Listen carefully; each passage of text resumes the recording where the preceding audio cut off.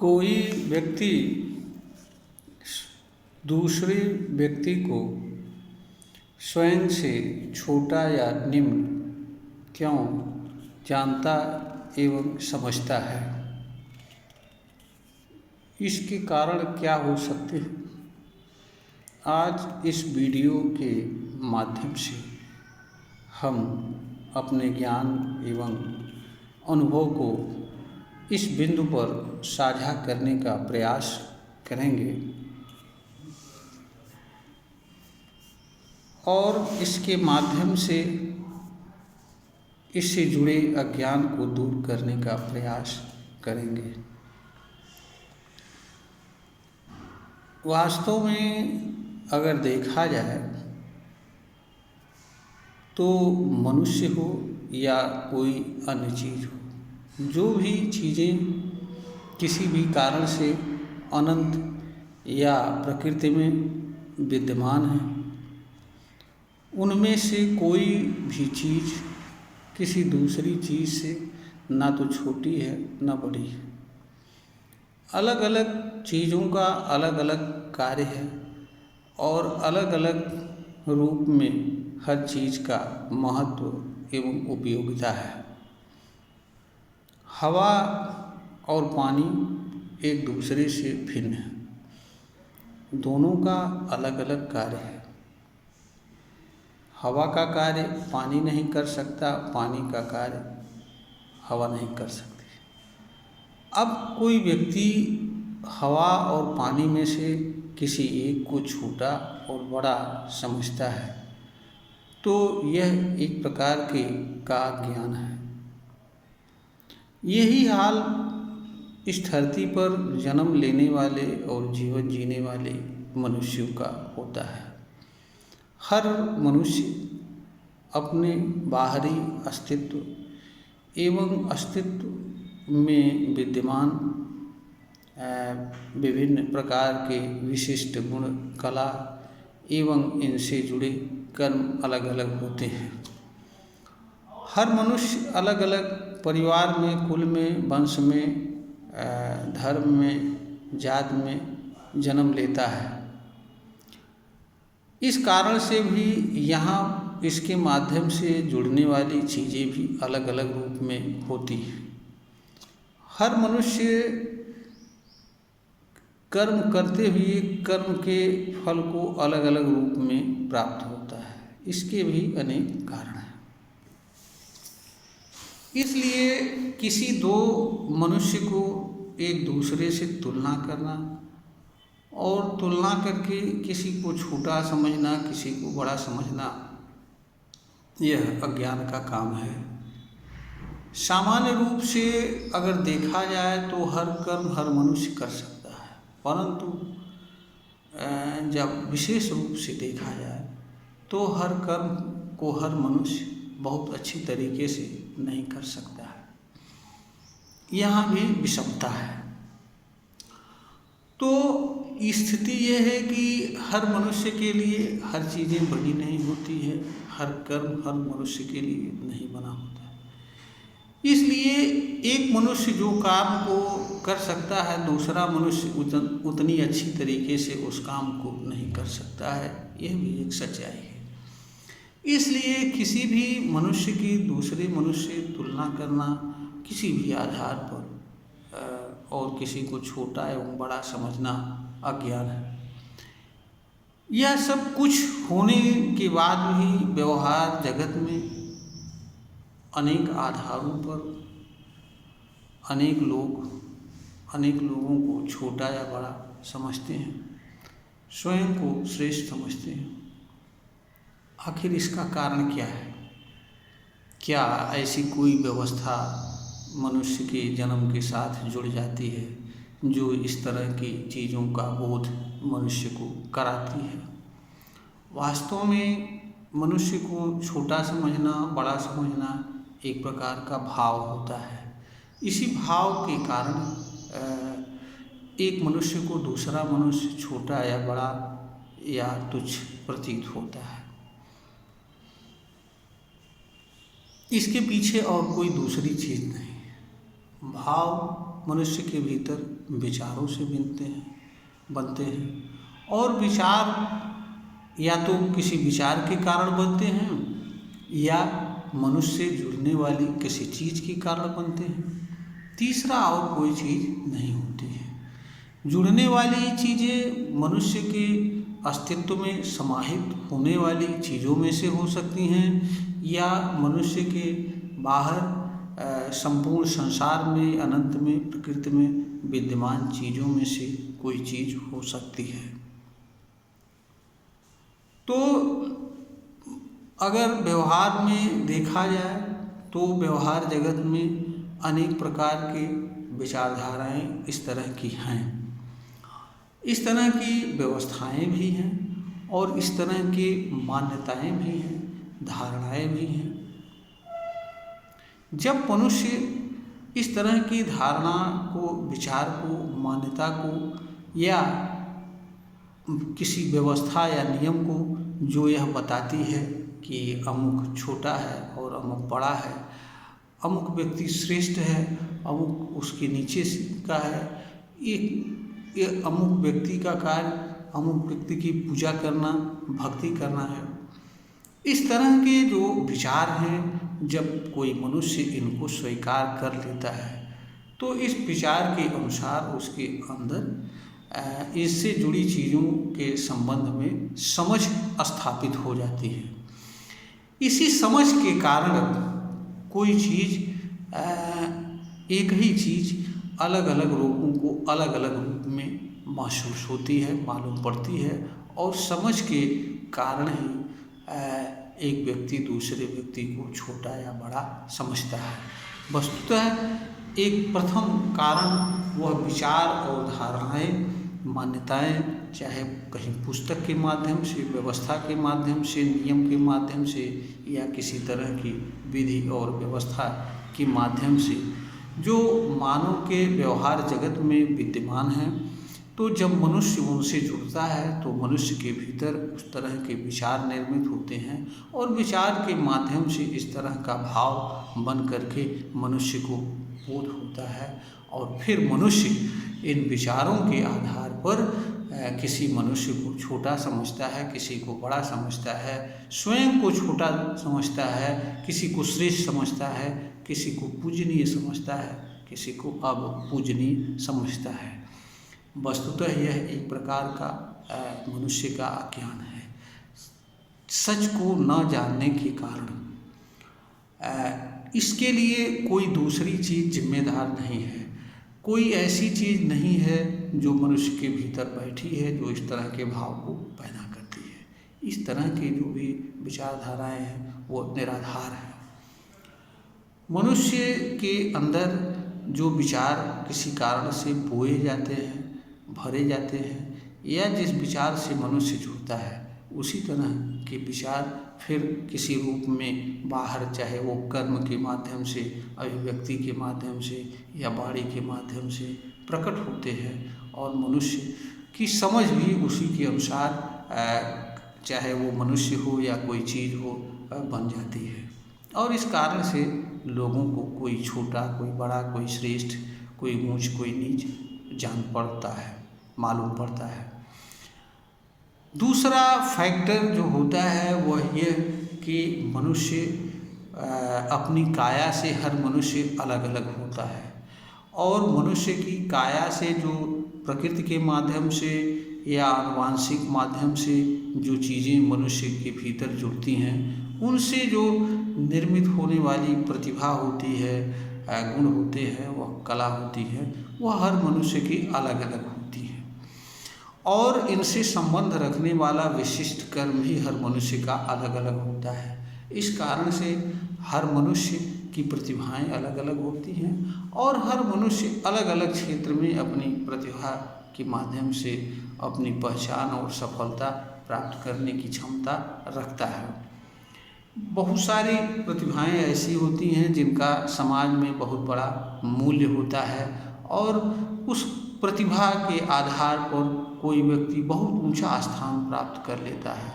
इस कारण से वह स्वयं को भाग्यशाली समझता है, स्वयं को बहुत सफल समझता है और दूसरी प्रतिभाएं जिनका समाज में मूल्य नहीं होता है या जिनका कोई मान्यता नहीं प्राप्त होती है, जिनके माध्यम से मनुष्य किसी तरह की सफलता की ऊंचाई की सीढ़ी चढ़ने में सफल होने वाला नहीं होता है, ऐसे लोगों को वह समझता है, जो व्यक्ति सफलता की ऊंची सीढ़ी पर चढ़ चुका है वह समझता है कि ऐसे लोग अभाग्यशाली हैं, बेकार हैं, क्योंकि हम जहाँ पर खड़े हैं वो यहाँ पर नहीं खड़े हो सकते हैं। इस कारण से उसके अंदर ऐसे विचार आते हैं जिससे उसको लगता है कि वह बड़ा है, श्रेष्ठ है, बाकी लोग छोटे हैं उनसे, और वो श्रेष्ठता का हकदार है।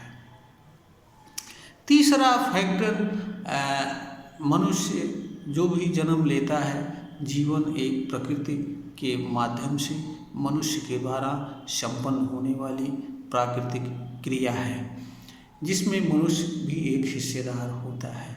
तो जन्म लेने के साथ चूँकि मनुष्य अलग अलग परिवार में अलग अलग मनुष्य जन्म लेता है, अलग अलग परिवार के साथ जुड़ी संपत्ति और चीज़ें भी अलग अलग होती हैं, और मनुष्य जो भी कर्म करता है, हर मनुष्य के कर्म का कर्मफल भी अलग अलग आता है। इस नाते जो लोग जन्म के साथ काफ़ी अच्छी प्रॉपर्टी स्थिति समाज में स्थापित परिवार में जन्म लेते हैं, उन्हें लगता है कि ये हमने पहले के जन्म में अच्छा काम किया है, इस कारण से हमें यह स्थान मिला हुआ है। हम ऐसे लोगों से श्रेष्ठ हैं जो लोग इस स्थिति में या हमारे बराबर नहीं हैं। कर्म के परिणाम में भी विषमता होने के कारण कुछ लोगों को कम परिश्रम में अधिक सफलता प्राप्त हो जाती है, कुछ लोगों को अधिक परिश्रम करके कम सफलता प्राप्त होती है। इस कारण से जिन लोगों को सफलता जल्दी मिल जाती है उन्हें लगता है कि हम श्रेष्ठ हैं, हम अधिक बुद्धिमान हैं, समझदार हैं, क्योंकि इस तरह की शक्ति हमें प्राप्त है, इसलिए हमें ऊंचा दर्जा मिलना चाहिए, हम श्रेष्ठ हैं। दूसरे लोग हमसे बिलो स्तर के हैं, छोटे हैं, इन्हें हमारे अनुसार रहना चाहिए। यह वस्तुतः एक प्रकार का अहंकार होता है, और इसी अहंकार के कारण मनुष्य के अंदर श्रेष्ठता का भाव जागृत होता है। श्रेष्ठता के भाव के कारण मनुष्य के भीतर दूसरों को शासित करने का विचार भी आता है। तो ये जो तीन चीज़ें हैं मनुष्य के लिए, अहंकार, श्रेष्ठता का भाव, और जो लोग श्रेष्ठ नहीं हैं उनके द्वारा वह लोग उसके द्वारा शासन किए जाने के अधीन हैं, उसका उन पर शासन करना अधिकार है, कर्तव्य है। इस तरह के विचारों के कारण ही मनुष्य के भीतर स्वयं को ऊंचा, स्वयं को बड़ा और किसी को छोटा समझने का विचार आता है। इस तरह की समझ बनती है, जिसके कारण एक व्यक्ति दूसरे व्यक्ति को अपने समान समझने के लिए तैयार नहीं होता है, क्योंकि उसे लगता है कि वह अलग हैं और दूसरे लोग अलग हैं, क्योंकि जिस स्थान पर वह खड़ा है अन्य लोग उस स्थान पर नहीं खड़े हो सकते हैं। वस्तुतः यह सब कुछ मनुष्य की बनाई हुई रचनाएं हैं, और रचना हमेशा विषम रूप में निर्मित होती है। तो इसके आधार पर एक मनुष्य दूसरे मनुष्य को छोटा बड़ा नहीं समझ सकता है, और समझना एक प्रकार का अज्ञान है। इससे मनुष्य के भीतर विकार जन्म लेते हैं। अहंकार सबसे बड़ा मनुष्य का विकार होता है, श्रेष्ठता ये भी विकार है, और मनुष्य दूसरे मनुष्यों पर शासन करने की वृत्ति यह भी एक मनोविकार है। यह विकार वस्तुतः स्वयं और मानव समाज दोनों के लिए दुख का कारण बनते हैं। आज एक मनुष्य स्वयं को मनुष्य न समझने, दूसरों को मनुष्य समझने न समझने के कारण एक मनुष्य दूसरे मनुष्य को अपने समान समझने में असफल है, और एक मनुष्य दूसरे मनुष्य के साथ एक मनुष्य के रूप में व्यवहार करने में भी असफल है, क्योंकि वह किसी न किसी तरह के धार्मिक या किसी अन्य तरह के विचार का एक पुतला मात्र होता है, और वो जिसके पीछे कोई भाव जुड़ा रहता है, और उस भाव को पाने के लिए वह इधर उधर भागता फिरता जीवन जीने वाला एक मनुष्य, एक प्राणी के अलावा और कुछ नहीं होता है। तो यह एक प्रकार का अज्ञान है। मनुष्य न तो छोटा होता है न बड़ा होता है, मनुष्य मनुष्य होता है। हर मनुष्य का के जन्म का, जीवन का उद्देश्य, कारण अलग अलग होता है।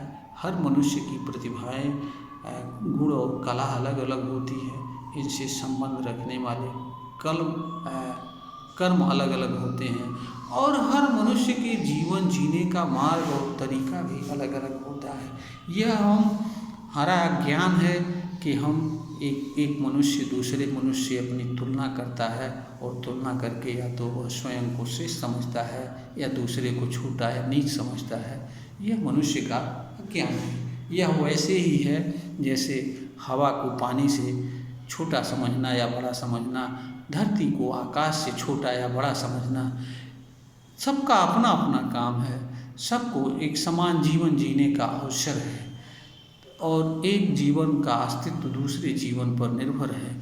स्वतंत्रता जैसी कोई चीज़ यहाँ पर है भी नहीं। कोई ऐसी चीज़ नहीं है जिसका अस्तित्व किसी दूसरी चीज़ पर निर्भर न हो। मनुष्य को खुद जीवन जीने के लिए अनगिनत चीज़ों का उपयोग एवं उपभोग करना होता है। एक मनुष्य को किसी न किसी रूप में दूसरे मनुष्य की हमेशा आवश्यकता पड़ती है। यह भी एक शाश्वत सत्य है। कोई मनुष्य अकेले ही इस धरती पर भी जीवन जीने की क्षमता नहीं रखता है। उसे भी किसी दूसरे मनुष्य और मनुष्य से भिन्न अनेक प्राणियों की, जीवों की आवश्यकता होती है। तो यहाँ पर सहजीवन है। यहाँ पर कोई प्रतियोगिता जैसी कोई चीज़ नहीं है। प्रतियोगिता मनुष्य अज्ञान के कारण करता है, और यह अज्ञान मनुष्य को दुख एवं पीड़ा के अलावा कुछ नहीं देता है। वास्तव में एक मनुष्य द्वारा दूसरे मनुष्य को अपने समान समझने में कोई नुकसान नहीं है, बल्कि ऐसा करने से उसके भीतर प्रेम का भाव जागृत होता है, और प्रेम का भाव अन्य सारे भाव, चाहे वो ईर्ष्या हों, चाहे वो लोभ हों, और चाहे द्वेष भाव हो, चाहे किसी तरह का बुरा भाव हो, अहंकार हो, दूसरों पर शासन करने का भाव हो, या श्रेष्ठता का भाव हो, आदि सारे भाव को नष्ट कर देता है, और मनुष्य के मन को स्वच्छ एवं पवित्र बना देता है। और फिर मनुष्य को के भीतर से सारे भेद मिट जाते हैं, और वह एक निर्मल पवित्र मन वाला मनुष्य बन करके स्वस्थ और शांतिपूर्ण जीवन जीने का अधिकारी प्राप्त हो जाता है। किसी को अपने समान समझने में कोई नुकसान नहीं है। इससे मनुष्य का मन पवित्र होता है। मनुष्य का मन जब तक पवित्र नहीं रहेगा तब तक वह शारीरिक रूप से स्वस्थ नहीं रह सकता है, और जब तक वह स्वस्थ नहीं रहेगा तब तक वह न तो स्वयं के साथ न्याय कर सकता है, न दूसरों के साथ न्याय कर सकता है, और न ही स्वयं से भिन्न अनेक जो भी प्राणी हैं, चीज़ें हैं, उनके साथ भी न्याय नहीं कर सकता है। तो मनुष्य स्वयं के साथ भी न्याय कर सके, दूसरों के साथ भी न्याय कर सके, इसलिए मनुष्य को इस तरह के विचार से, भाव से स्वयं को मुक्त करना होता है। उसको यह समझना होता है कि जैसे मैं हूँ वैसे मैं वो है, जैसे मैं हूँ वैसे दूसरे लोग हैं, हमारे उसमें कोई फर्क नहीं। जब तक यह भाव नहीं आता है तब तक प्रेम जैसी चीज़ नहीं मनुष्य के भीतर आती है, क्योंकि भेद और प्रेम दोनों एक साथ नहीं रह सकते हैं। या तो भेद रहेगा या तो प्रेम रहेगा। तो मनुष्य को प्रेम पूर्वक जीवन जीने के लिए सारे भेद को अपने भीतर से खत्म करना होता है। प्रेम से बढ़िया जीवन जीने का कोई तरीका नहीं होता है, इसमें कोई नुकसान नहीं होता है। यह वीडियो ज्ञानवर्धन ही बनाई गई है, प्रेषित की जा रही है। हमें उम्मीद है कि यह श्रोता का ज्ञानवर्धन करने में सफल होगी। इसलिए हमारा निवेदन है कि इस वीडियो को लाइक, शेयर और सब्सक्राइब करने का प्रयास अवश्य करें।